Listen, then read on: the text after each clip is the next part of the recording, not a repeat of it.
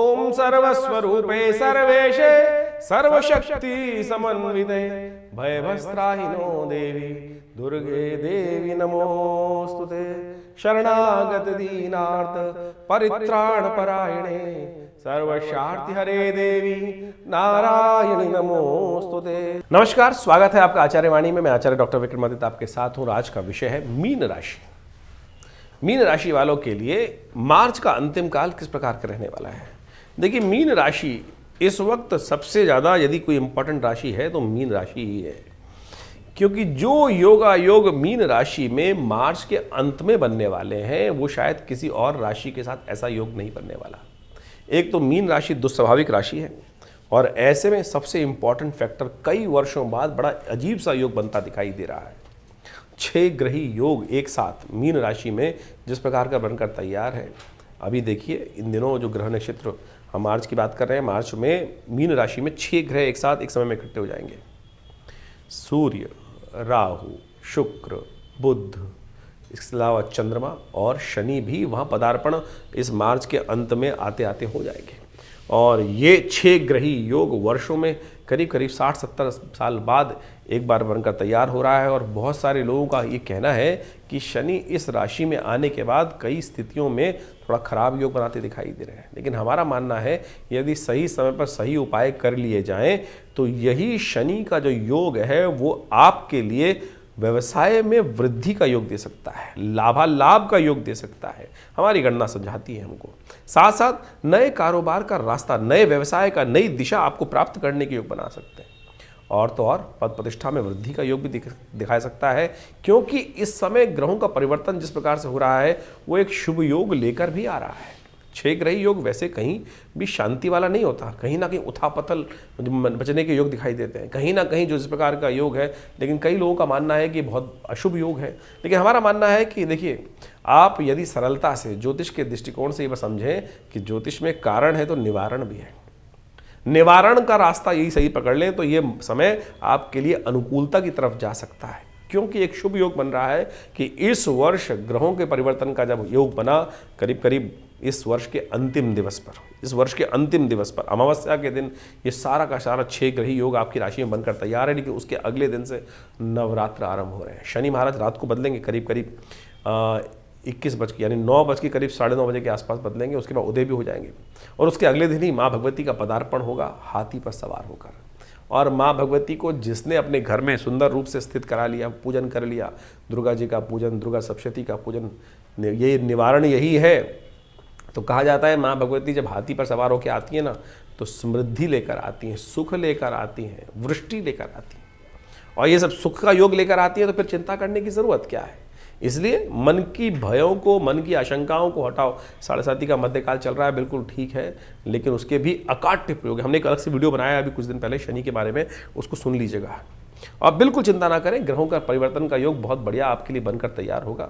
स्थितियां हैं थोड़ी विकट हैं, लेकिन बिल्कुल परिवर्तन का योग बना सकते हैं। सिलसिलेवार तरीके से समझ लें ग्रहों का खेल क्या होने वाला है आपके लिए। सबसे पहले बात कर लेते हैं 21 तारीख, शुक्रवार का अवसर। शुक्रवार का अवसर समझ लीजिए ग्रह नक्षत्रों के दृष्टिकोण से सप्तमी तिथि इस दिन विद्यमान है और ग्रह नक्षत्रों के दृष्टिकोण से भाग्य में बैठे हुए चंद्रमा, उसके सम्मुख बैठे हुए बृहस्पति, ये आपके लिए बहुत सुंदर योग बना रहे हैं।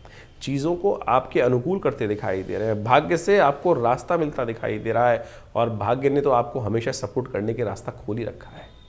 सारे ग्रह एक तरफ, आपके बृहस्पति एक तरफ, और बृहस्पति कहते हैं कि माँ दुर्गा की उपासना कर ले और बिल्कुल आपके वारे न्यारे होने के योग बन सकते हैं। ध्यान रखिएगा, इस दिन भद्रा का योग है जो करीब करीब 5:34 तक रहेगी, तो उस तक ध्यान रखिएगा। नए कार्यों में आरंभ करने से बचना चाहिए और ध्यान रखते हुए कार्य करना चाहिए। इस दिन बसौड़ा, विशेष तौर पर शीतला माता का पूजन किया जाता है। रात्रि के समय बहुत सारे उत्तर भारत के अंदर खाना बना के रखा जाता है, अगले दिन माँ शीतला के पूजन करके फिर वही भक्षण किया जाता है।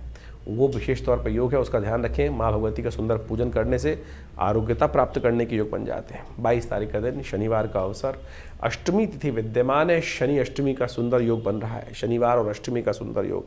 साथ साथ शीतला माता का पूजन करने का दिन। पूरे उत्तर भारत के अंदर माँ भगवती का एक स्वरूप है शीतला माता, जो आयु की रक्षा करने वाली हैं, स्वच्छता को देने वाली हैं, उनका पूजन किया जाता है। जहाँ होली जली होती है ना, वहाँ जाकर पूजन किया जाता है वही, और उसमें जल डालने के बाद उस जल को माँ भगवती को अर्पित करने के बाद पूरे घर में कहा जाता है छींटा लग जाता है। और सत्य माने ये जो छींटा होता है ना, वो यदि घर में हर कोने कोने पे लग जाए तो रोग दोष शोक सब निकलकर घर से बाहर पवित्रता का सुंदर योग बनता है भारतीय संस्कृति में। तो इसका ध्यान रखना चाहिए, माँ शीतला का पूजन अवश्य करना चाहिए। ग्रह नक्षत्रों के दृष्टिकोण से ग्रह परिवर्तन की तरफ जा रहे हैं और ये आपकी मेहनत के अनुसार से आपको सफल बनाते दिखाई दे रहे हैं। आपका कुछ ना कुछ लाभ होने के योग बनाते दिखाई दे रहे हैं। दशम भाव में गया हुआ चंद्रमा रात को 1:45 पर 2-3 दिन के लिए आपके लिए अच्छा योग बना रहा है। बस ध्यान रखना, थोड़ा खर्चा अधिक होता दिखाई दे रहा है, थोड़ा खर्चा बढ़ सकता है। बस खर्चे को कंट्रोल यदि आपने कर लिया तो देखिए मेहनत के अनुसार से फल तो आपको मिलता ही दिखाई दे रहा है। आपकी मेहनत का कोई और फल नहीं प्राप्त होगा, आप ही उसका फल भोगते दिखाई दे रहे हैं। शनि को प्रसन्न करें, शनि बहुत जल्दी परिवर्तन की तरफ जा रहे हैं। शनि को मनाना बहुत ज़रूरी है और शनि मानेंगे हनुमान जी से। यदि हनुमान जी की प्रार्थना कीजिए, हनुमान चालीसा का पाठ कीजिए, बजरंग बाण का पाठ कीजिए, कल्याण होगा। 23 तारीख रविवार का अवसर, नवमी तिथि विद्यमान है और ये तिथि बेहद खास है, ये तारीख बेहद खास है। आज हम जिस हवा में सांस ले रहे हैं, जिस स्वतंत्रता में जी रहे हैं, जिस स्वतंत्रता का हमारे बहुत सारे लोग नाजायज़ फ़ायदा उठा रहे हैं, उस तिथि को याद करने का दिन 23 तारीख शहीदी दिवस, जिस दिन इस भारत की आज़ादी के लिए वो लाल फांसी पर झूल गए थे। आतताइयों ने उनको फांसी पे लटका दिया था और कुछ लोग ऐसे थे कि जो चाहकर भी उस क्षेत्र में कार्य नहीं कर रहे थे। आज हम सबको उन शहादतों की याद करनी चाहिए और उनके लिए और इस देश को आगे बढ़ाने का प्रयास करना चाहिए। ग्रह नक्षत्रों के दृष्टिकोण से आपके लिए योग बड़े अच्छे हैं। ग्रह नक्षत्र दिखा रहे हैं कि आपकी मेहनत का फल आपको प्राप्त हो रहा है। खाली बैठोगे तो कुछ नहीं मिलेगा, जितना चलोगे उतना कदम आपकी सफलता आपको चूमती दिखाई दे रही है। ग्रह नक्षत्र साफ साफ ये दिखा रहे हैं, जिद पर मत अड़ना। सही कॉन्सेप्ट आप आए तो तुरंत कार्य कर लेना। राहु इस वक्त आपकी राशि में विद्यमान है, शुक्र वहाँ अस्त है, बुध वहाँ अस्त है, तो ये क्या कर रहे हैं, ये आपको सही कॉन्सेप्ट पे काम नहीं करने दे रहे हैं, तो ये ठीक नहीं है। विचार जगाएं, कोशिशें करें, उस विचार को ठीक करने के लिए आज थोड़ा सा सुबह सुबह भगवान सूर्य को जल दें, क्योंकि सूर्य के कारण से 2 ग्रस्त हो गए हैं और सूर्य के साथ राहु भी विद्यमान है। तो सूर्य को प्रसन्न करने के लिए आपकी राशि के दृष्टिकोण से एक बिल्व पत्र लेकर जल में डालकर तांबे के लोटे में ओम भास्कराय नमः इस मंत्र का उच्चारण करते हुए भगवान सूर्य को सुबह सुबह जल दें, आपके लिए अच्छा रहेगा। 24 तारीख सोमवार का अवसर, दशमी तिथि विद्यमान है। इस दिन ग्रह नक्षत्रों के दृष्टिकोण से और ग्रह परिवर्तन का योग जो बना रहे हैं वो आपके लिए कहीं ना कहीं किसी क्षेत्र में अच्छा बनता दिखाई दे रहा है। बस ध्यान ये रखना है, फक्कड़ किस्म के लोगों से दूर रहना। बहुत ज़्यादा रमते साधु होते हैं जिसका कोई ठौर नहीं, ठिकाना नहीं। ऐसे लोग जो आज यहाँ थे कल, हमारे बहुत सारे लोगों में मित्र ऐसे होते हैं जो पता ही नहीं कब कहाँ, उनसे बच के रहना, वो कहीं ना कहीं नुकसान करा सकते हैं। जितना कन्या पूजन करोगे, गरीब कन्याओं की सेवा करोगे, उतना अच्छा आपके लिए समय बनता दिखाई देगा। खासतौर पर इस बात का ध्यान रखते हुए सुबह सुबह शिव पार्वती का ध्यान करें, उनका पूजन करें, कल्याणकारी योग बनता दिखाई देगा आपके लिए। 25 तारीख का अवसर मंगलवार, एकादशी युक्त मंगलवार है। इस दिन पाप मोचनी एकादशी का योग है, यानी पापों से मुक्त करने वाली एकादशी है। कहा जाता है कि भगवान कृष्ण का सुंदर पूजन इस दिन अवश्य करना चाहिए। इस दिन एक ग्रह विशेष तौर पर जो है वो परिवर्तन की तरफ जा रहे हैं। शुक्र जो विशेष तौर पर सूर्य के बहुत सन्निकट आ गए थे, अब वक्री होने के कारण से सूर्य से दूर हो रहे हैं।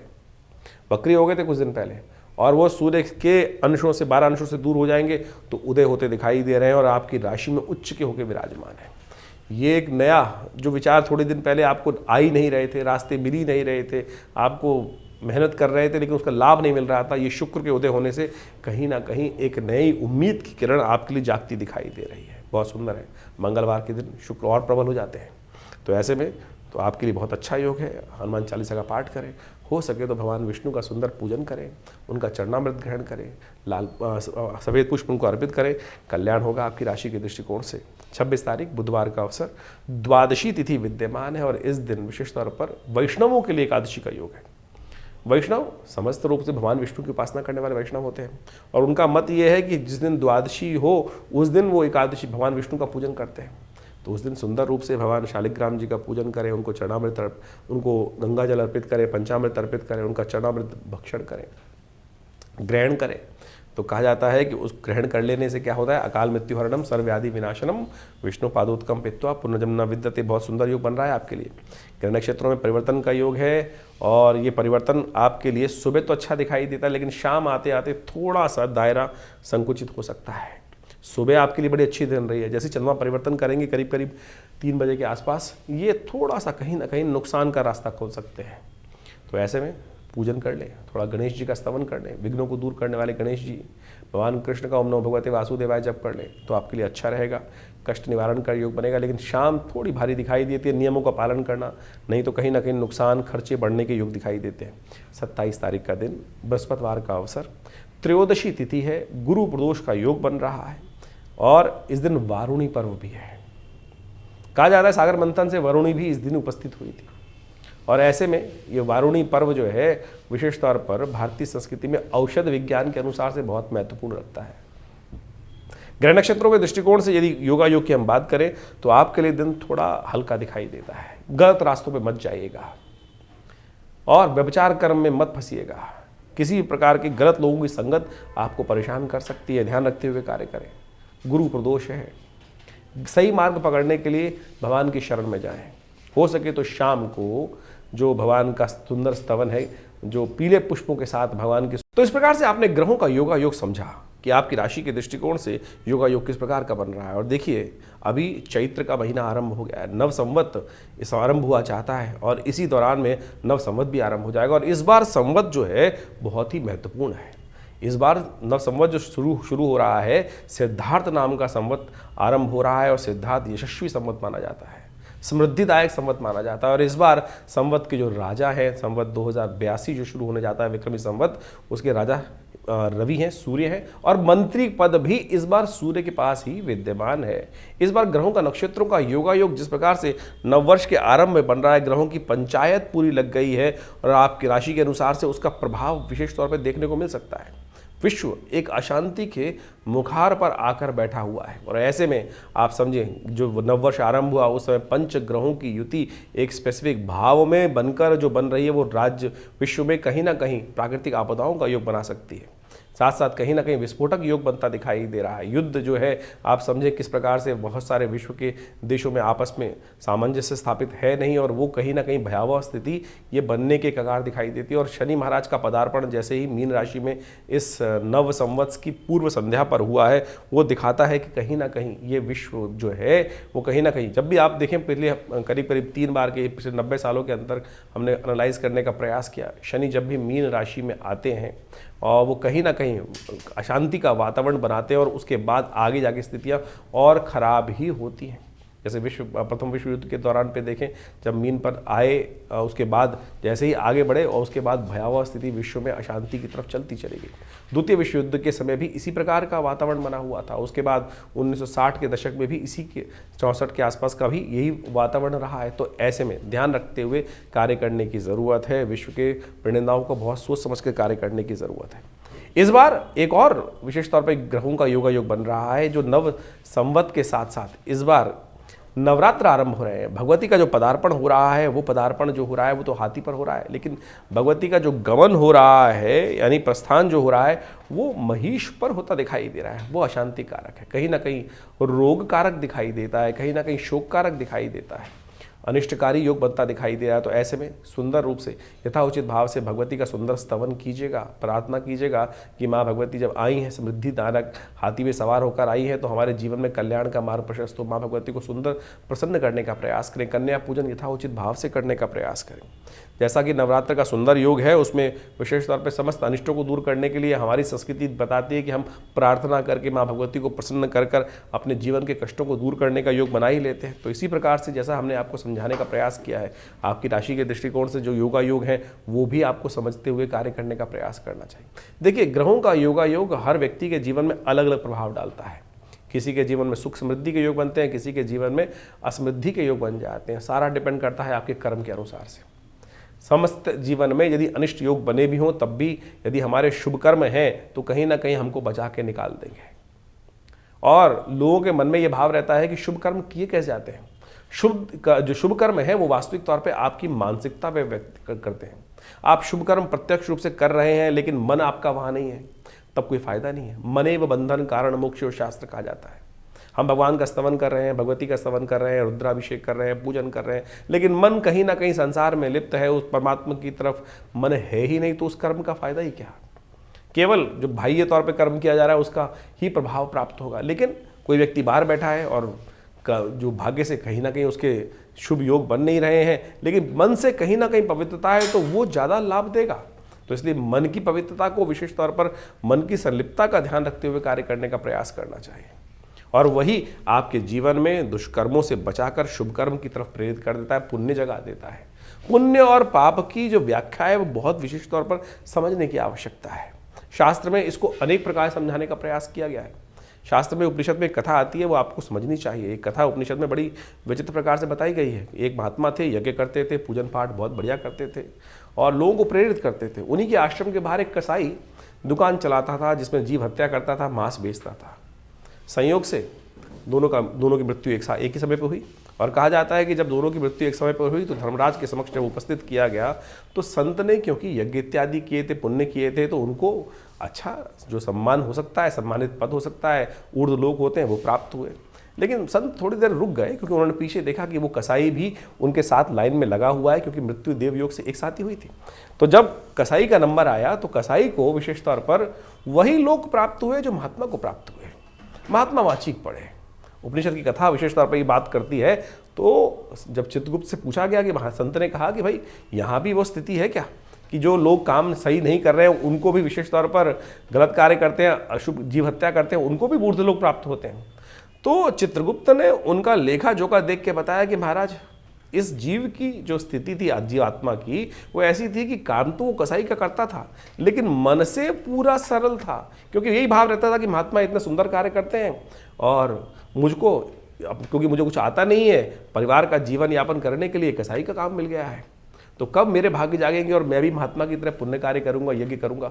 मनेव बंधन कारण मोक्ष, और इसी मन के द्वारा किए गए शुभ कर्म के कारण से उसको वही लोग प्राप्त हुए जो यज्ञ इत्यादि पुण्य इत्यादि करने से उन महात्मा जी को प्राप्त हुए थे। कहने का सरल अर्थ ये है कि मन से सरल रहिए। पता नहीं संसार में कब हमारे द्वारा कौन सा कर्म हो जाता है, जो प्रत्यक्ष कर्म है कौन सा हो जाता है, लेकिन मन से वास्तविक तौर पर अगर निवृत्त रहोगे उस दुष्कर्म से भी, तब भी आप अपने उस परलोक को सुधार सकते हो। तो लोक परलोक दोनों सुधारने का हमको प्रयास करना चाहिए। तो यही अध्यात्म का अर्थ है, और यही इस ज्योतिष के दृष्टिकोण से बहुत सारे लोग ज्योतिष को अध्यात्म से अलग कर देते हैं। अरे ज्योतिष अध्यात्म से अलग हो ही नहीं सकता है। कुछ तथाकथित लोग ज्योतिष को अध्यात्म के साथ जोड़ेंगे, समझेंगे, तभी आपको वास्तविक जीवन का सत्य प्राप्त होगा। तो ये जो हमने आपके समक्ष कथा रखी है, इसको सही से समझते हुए कार्य करने का प्रयास करें। और हमारा जो ये चैनल है आपके साथ हमेशा ही रहता है। आपके मन में भी बहुत सारे प्रश्न चल रहे होंगे, चिंता ना करें, उन प्रश्नों का निवारण करने के लिए हमने ये चैनल आपके साथ रखा ही हुआ है। तो आप अपने मन के प्रश्नों को हमें व्हाट्सएप के माध्यम से भेज सकते हैं। और हम तो एक और कार्य आरंभ कर दिया है हम लोगों ने। महीने के पहले रविवार के दिन सुबह 8 बजे से लेकर करीब 10 साढ़े 10 बजे तक आश्रम में एक विशेष तौर पर समागम का कार्यक्रम रखा गया है। उसमें यज्ञ में भाग भी ले सकते हैं और विवेकानंद योगाश्रम दिल्ली में आकर अपने प्रश्नों का समाधान भी जान सकते हैं। तो आप विवेकानंद योगाश्रम में सादर आमंत्रित हैं। हर रविवार को, पहले रविवार को विशेष तौर पर समागम का सुंदर व्यवस्था है, कोई शुल्क नहीं लिया जाता है। आप आए, अपने प्रश्न का निवारण सीधा हमसे कर सकते हैं और उस माँ भगवती का दर्शन भी कर सकते हैं, शुद्ध यज्ञ में भाग भी ले सकते हैं, कीर्तन में भाग ले सकते हैं। और अपने प्रश्नों का निवारण करने के लिए रविवार के दिन सुबह 8 बजे से लेकर साढ़े 10 बजे तक दिल्ली में विवेकानंद योगाश्रम में आप पधार कर अपने प्रश्नों का समाधान भी जान सकते हैं। और वैसे व्हाट्सएप के माध्यम से तो आप हमारे साथ जुड़े रहते हैं। तो चैनल पर भी हम समय समय पर लगातार अनेक समय पर अनेक ग्रहों योगों के साथ साथ विभिन्न जो उत्सव आते हैं उन सब के बारे में आपको जानकारी देते ही रहते हैं। तो जुड़े रहे हमारे इस आचार्य वाणी चैनल से और आपका जीवन में कल्याण होने का योग बनता रहे। धन्यवाद, नमस्कार।